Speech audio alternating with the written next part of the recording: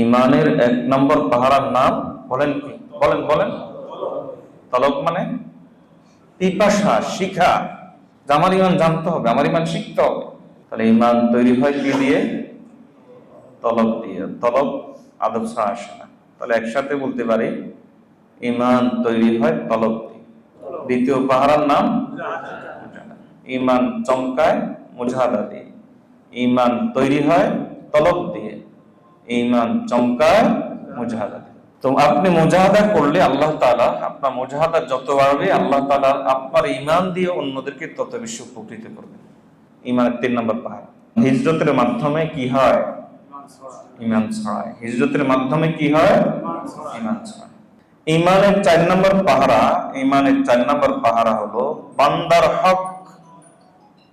বান্দার হক রক্ষা করার মাধ্যমে ইমান হেফাজত হয়। একটা কথা আমার কাছে লিখিত নেন, যেই বান্দার কাছে বান্দার হকের গুরুত্ব নাই, সে যে কোনো সময় যে কোনো লোভে পড়ে সে বেঈমানি কাজ করে বসতে পারে। একবার ইমান ত্যাগ করে দিবে এরকম না হলেও কিন্তু ইমানকে দুর্বল করে দেওয়ার মতো বহু কাজ সে করবে। বান্দার হকের মাধ্যমে ইমান হেফাজত হয়। হাকিমুল উম্মত মুজাদ্দিদ মিল্লাত আশরাফ আলী থানভী রাহিমাহুল্লাহ এজন্য বলতেন যে যার কাছে বান্দার হকের কোনো গুরুত্ব নাই তার কাছে তার ইমানের গুরুত্ব থাকে না। হাদিসের প্রমাণ আছে, রাসূলুল্লাহ সাল্লাল্লাহু আলাইহি ওয়াসাল্লাম বলেছেন যে তোমরা কি জানো দেউলিয়াকে? সাহাবায়ে কেরাম বললেন যে আমাদের মধ্যে মুফলিস বা দেউলিয়া হলো ওই ব্যক্তি মাল্লা দিনার লাহু ওয়ালা দিরহাম লাহু ওয়ালা মাতা লাহু, যার কাছে টাকা পয়সা নাই, সম্পত্তি নাই। নবীজি বলেন না, দেউলিয়া হলো ওই ব্যক্তি যে অনেক নেক আমল নিয়ে আসবে, হজ যাকাত নামাজ ইত্যাদি, কিন্তু কারো গীবত করছে, কারো শিকায়ত করছে, কারোর সাথে মিথ্যা বলছে, কারো হক মেরে খাইছে। কিয়ামতের দিন এখন তার সব আমল তারা নিয়ে যাবে, তারপরও তার দেনা থেকে যাবে। তাই তাদের গুনাহগুলো এর আমল নামায় নিয়ে আসা হবে। এখন কোন আমল তো তার আমল নামায় থাকবেই না, উপরন্তু অন্যের গুনাহ এসে তার আমল নামায় যোগ হবে। নবীজি বলেন এই ব্যক্তি হলো সবচেয়ে বড় দেউলিয়া। এই ব্যক্তি সবচেয়ে বড় দেউলিয়া।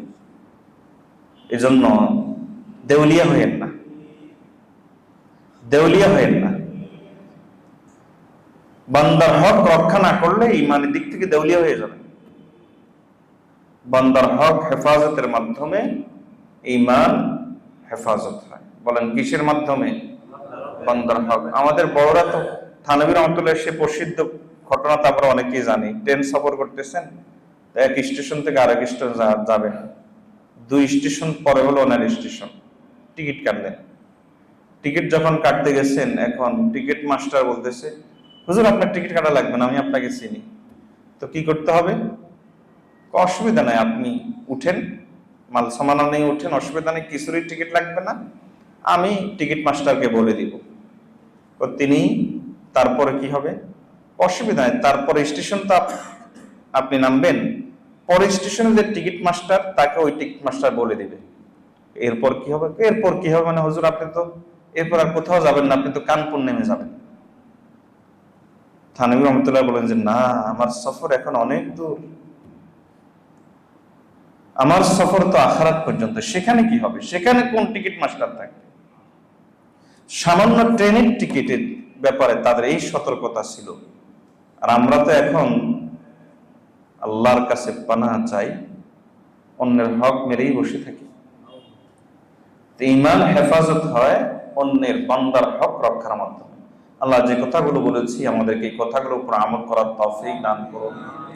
তো আজকে ঈমানের 4টি পাহারা, ঈমানের চতুর্ভুজ সম্পর্কে আলোচনা করলাম। আল্লাহর কাছে দোয়া করবেন যেন আল্লাহ তাআলা ঈমান সবচেয়ে বেশি প্রিয় বানিয়ে দেন। বলেন আমিন। আল্লাহুম্মা হাব্বিব ইলাইনাল ঈমান ওয়া যায়্যিনহু ফি কুলুবিনা। হে আল্লাহ, আপনি ঈমান আমাদের কাছে সবচেয়ে প্রিয় বানিয়ে দেন। ঈমান দ্বারা আমাদের অন্তরগুলোকে সাজিয়ে দেন। বর্তমান দুনিয়াতে সবচেয়ে বড় অভাব হলো এই ঈমানের অমুসলিমদের কাছে নয়, তাদের কাছে তো ঈমান নাই। আর আমাদের কাছেও সবচেয়ে বড় দুর্ভিক্ষ হলো ঈমানের। এজন্য আমাদের ঈমানটাকে আল্লাহ মজবুত করার তৌফিক দান করুন।